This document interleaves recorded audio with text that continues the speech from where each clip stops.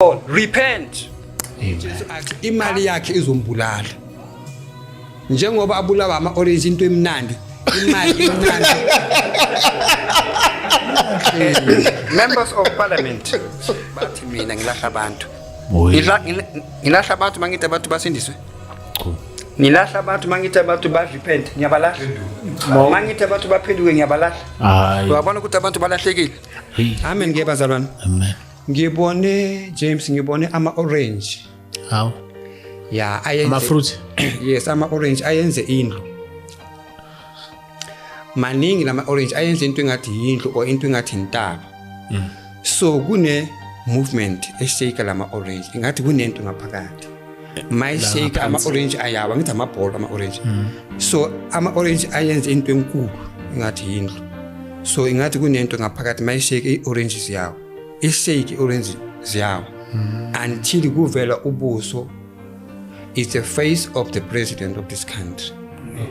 My orange. At least phezu kwakhe. Ama-orange ahlezi phezu kwakhe. Makashake ayawa until avela ngobuso. Makavela ngobuso uyabona ukuthi uyaphefumuka manje. Ugcine afa. Abulawa ama-orange. UJesu athi imali yakhe izombulala. Njengoba abulawa ama-orange into emnandi. Imali emnandi.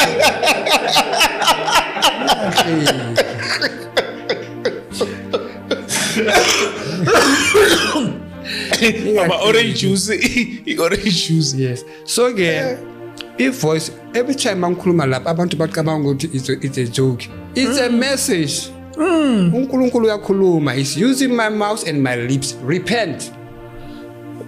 Ngoba baningi abantu abangifonela bangitshela ukuthi brother siphupha sibona the angels sibona wena. Brother siphupha lokhu sibona wena. Sibona you are protected, sibona ugqoke kanje, sibona the lights. Bangitshela mina ngiyazi nix. Asibi ne brother could lay ama-orange abantu beyithatha beyizwe kahle. So ama-orange maseka aloku hour. Ukhona ukubona ikhanda lakhe ukuthi it's the head of a president of South Africa. So he's now breathing. Uyabona ukuthi ucishe wafa. Abulawa weight. So uJesu athi imali le anayo. So uthi i-orange imnandi. So imali imnandi kuye. But ubumnandi balama orange nobumnandi bale mali bumukisa esihogweni.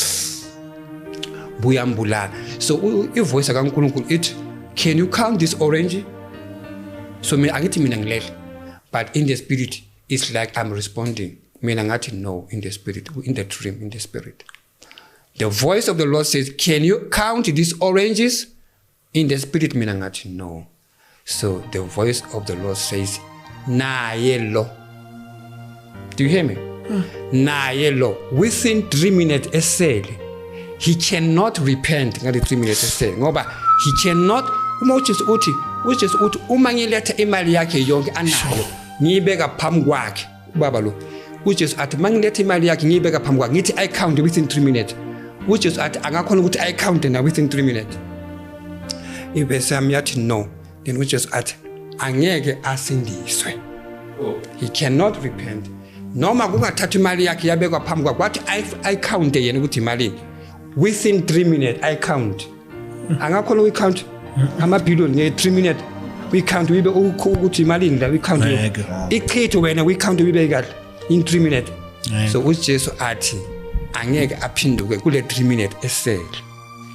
Then ke phambi kwami kuvela iBhayibheli ithi ngespeed yenza ama page mayiqedile kuvela iverse ethi bekunomuntu akhuluma noJesu. uJesu wathi kuye unemali eningi, hamba uyophana ngemali usiza abantu abampofu.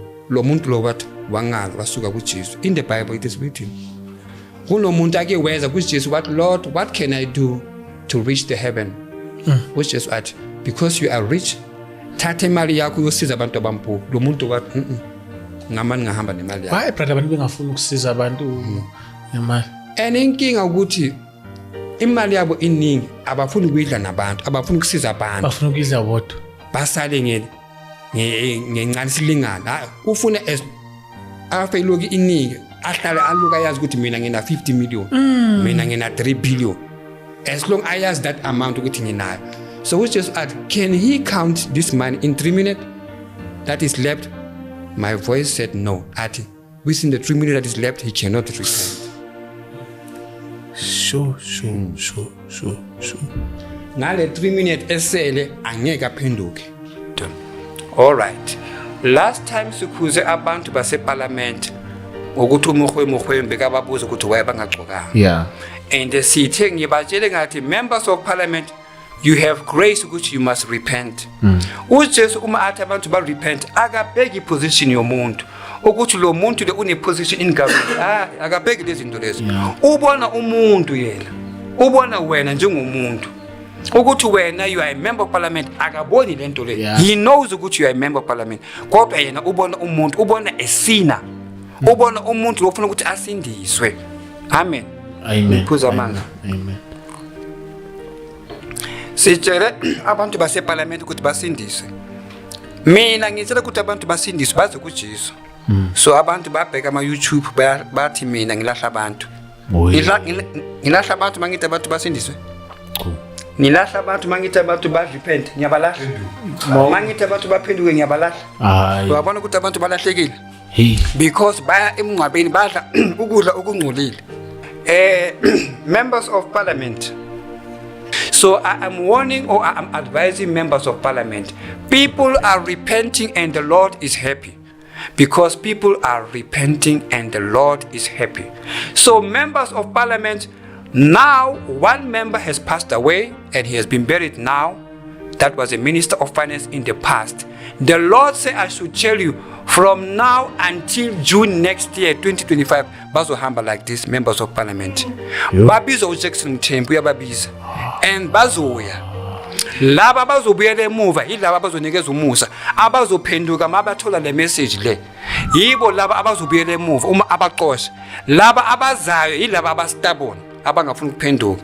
Kodwa ke uJesu uthi from now until June 2025 nizofa nina members of parliament bazofa. Listen to this. Listen to this. They are going to die. If abafuna ukuphenduka, uJackson Mthembu uyababiza ukuthi bazokhala naye. Futhi uyabaqosha. Uma baqosha it's a sign ukuthi baphenduke. So ngiyanitshela members of parliament angeke ungene ezulwini ngale mali yakho. Angeke ungene ezulwini with your position in parliament. No. Fear the Lord. That is a great wisdom. The beginning of wisdom is to fear the Lord. Because akuna muntu azongena ezulwini ngeposition zakhe zalapha emhlabeni. Ezulwini awungeni because you were a lawyer or a doctor or what. No. Even nama bishop kuthiwa lo is a bishop akangeni because it's a bishop. Ongena ngegama lika Jesu. If igama lakhe is not there in the book of life akangeni. Even though bekashumayela. If igama lakhe lisuliwe. So members of parliament, my name is Enigma and this is the advice. And I'm always warning and telling the children of the Lord that the Lord has died for. That every knee shall bow. So this is a grace for you to repent. God is not a respecter of men. Don't rely on your position. Don't rely on your advocates and your lawyers or your certificates or your degrees. Ezulwini singena ngoJesu uthi nginitshele from now until June 2025 nizofa one by one. And South Africa will see this. South Africa will see this. So nizofa that angeke nibaleke but repent. Uhambe una Jesu. Ungahambi unganayo uJesu. Ngoba uyokhala nalo alukanibiza. Uyanibiza futhi uyanqosha. Kusho ukuthi makababiza bayeza laba abafana naye. So makabaqosha uqosha laba abafuna ukuthi basindiswe. So go and repent. Imali yakho angeke ukufaka ezulwini. Uze emhlabeni unganamali, uze emhlabeni ungana position. Don't rely on your position, don't rely on your finance. Take Jesus now. Because if you die and your soul is lost, it is nobody's fault but your fault. Because I have told you, nobody's fault but yours. I got it. But yours. Oh, yours. I have won them. You did. I delivered the message. And even Jackson Mthembu, he's calling you. and you are going to die one by one. Members of parliament, repent now. Repent now. That is the grace of the Lord. Mercy is found here on earth. After death, no more excuse. Akuna lawyer ngale, akuna advocate, akuna mali esebenzayo ngale. Kusebenza intando kaNkulunkulu. Members of parliament, you are going to die. Abanye bazabe bagula, abanye bazofa ngendlela zabo, abanye bazozwela nje. Because uJesu uthi from now until June 2025, sizongcwaba, South Africa will be burying members of parliament. But it is better that you die with Jesus.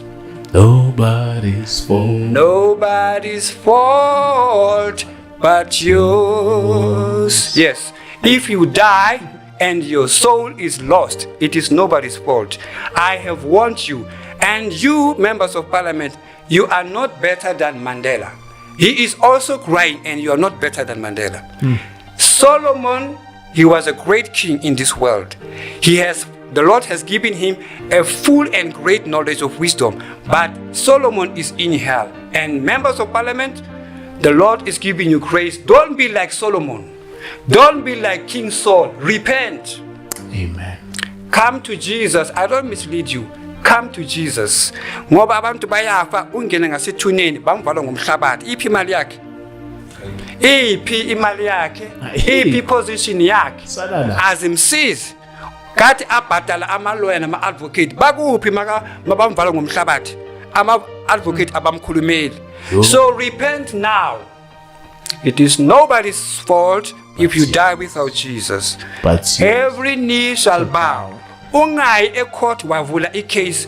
Ungakhulumi ne-lawyer yakho wavula icase. Repent. This is about Jesus. Because if you accuse me, no weapon formed against me shall prosper. For those that the Lord has sent. Amen. Amen.